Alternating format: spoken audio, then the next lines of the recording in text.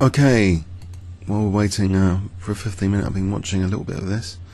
Delugi against Dorot, so it's a 5-minute game. So Queen H5. Okay. Is Delugi in trouble here? There's a Rook F3 looks imminent, maybe something like Rook E3, yeah, to defend against Rook F3. It's got nice control of D4, maybe it moves a rook, there's Rook A2, so maybe A4 first, then Rook D1, then Knight D4. And try and sort of switch the rook in, maybe over there. Or maybe even take on B7 actually. Now A4 looks as though it's just to sort of allow the rook to move without dropping A2. Or Rook C1 maybe? Maybe it doesn't matter about A2, the knight's protecting A1. So, just in case, the back row. How did this game start, just out of interest? Some sort of weird Ogre Indian or something. Okay.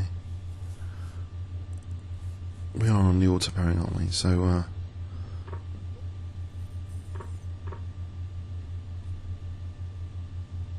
okay, the queen's protecting F3 from there. Doesn't seem too dangerous at the moment. Knight D4 would be giving quite a comfortable position. This rating of 2532 on the 5-minute auto pairing, I think is quite high actually. It's rank 23 on the 5-minute auto pairing.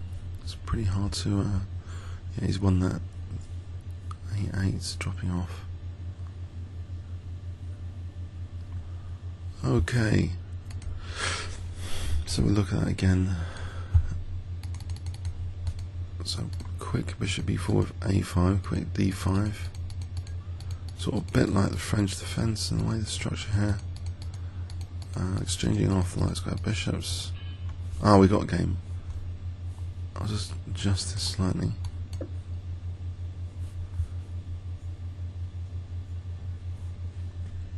Slightly again. Okay. Maneyd. He's up and down a bit. He's got a string there of wins. It's a bit dangerous looking. Right. Winawer.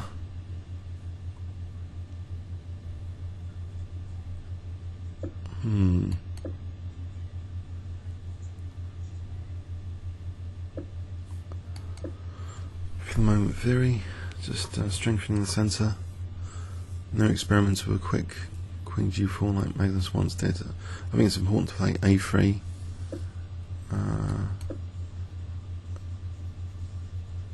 It's not really going to castle into it, is he? He's going to castle. I'm avoiding Queen G4 here, of course. This is a simple way of playing it. Not getting in for any gambit. Okay, he's releasing the tension. A little bit, unless these dark squares could be useful to me.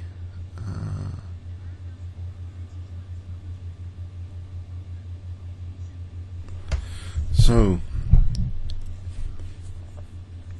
A4 and bishop A3 at some point. Out of Fischer, I think that was like one of the main Fischer plans. But then he's played C4, that is a downside of the dark squares. So A4 and bishop A3.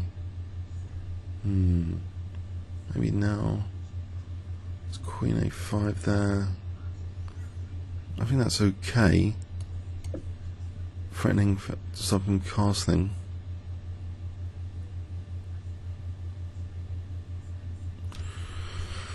Queen A5.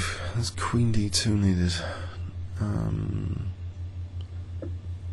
Don't tell me B5 after.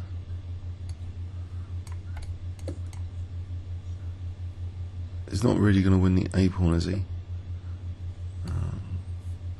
Chase this knight with G4. Is that worth it?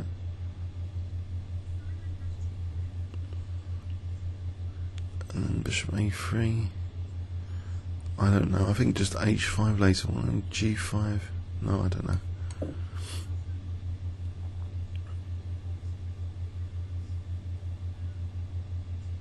I think bishop a3, rook fb1, then try for rook b5, or evict the queen anyway.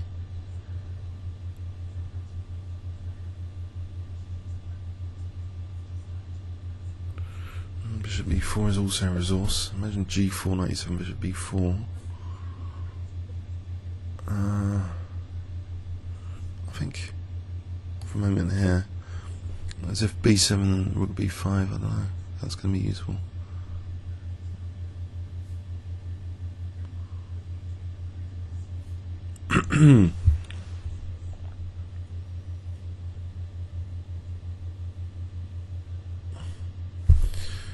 Let's see. Say he plays b6. b6, rook b5. Right now g4 is looking tempting. There's knight h6 though. It's bishop b4 trying to evict the queen. Bishop b4 might be handy. Let's move the queen back to c7. Might throw that in. Leave my queen free without c3 dropping. g4, there's knight h6. That's a real shame. Knight h6. What about just h3 there, though? Isn't that knight misplaced? Then I could carry on with, say, queen g5. Do I care about this pawn? Could play a5 here. There's knight c6. I think time for g4. And the pawn drop. Into a self-pin, I don't know. So I want to try and get a hack attack going here on the king side. Knight h6, h3. So I want to play. What do I want to do here? This bishop's a bit hemmed in actually. Knight e1, g2, e3, g5, a bit long-winded. Let's go for that. Okay.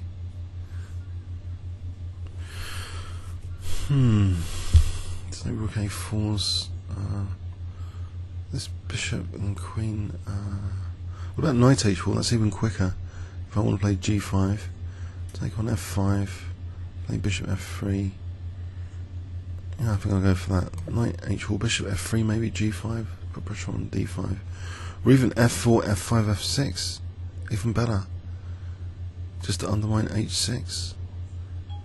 Getting a bit of time from this when he's messing around on the queen side. Knight c6, maybe bishop d6. Alright, let's go there for this. So bishop f3, f5, f6.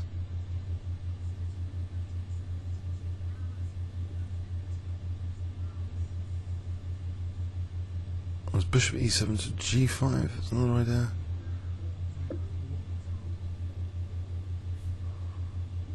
Well, takes an f5 now, like f7. I think I'll do that because I can put pressure on.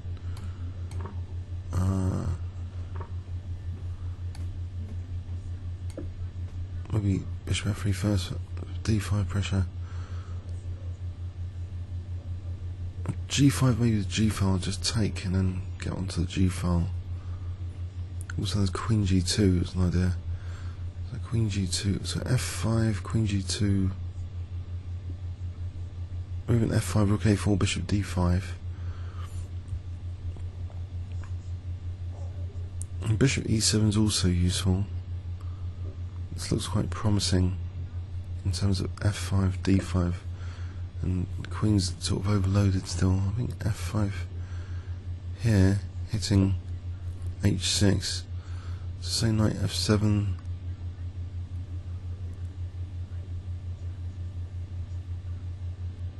was f takes, and if queen takes rook a4.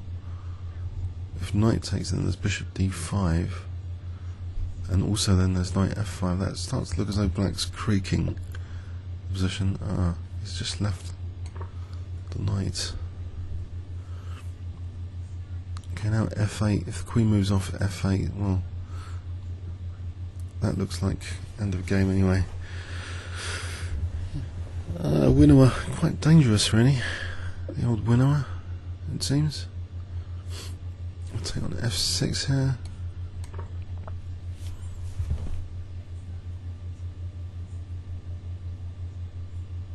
If queen e8, bishop e7, if I want to avoid queens coming off. He's resigned. Okay, 4 points for that. So, bit of a dangerous Winawer there. Didn't mind giving up a4. His knight on h6 was a bit of a target. d5 was a bit of a target. f4, f5 I think was a good thematic plan here actually for knight h4 to exploit that knight f4, f5, f6. That really worked a trait here. Also with the added bonus of d5 being weak. Comments or questions on YouTube? Thanks so much.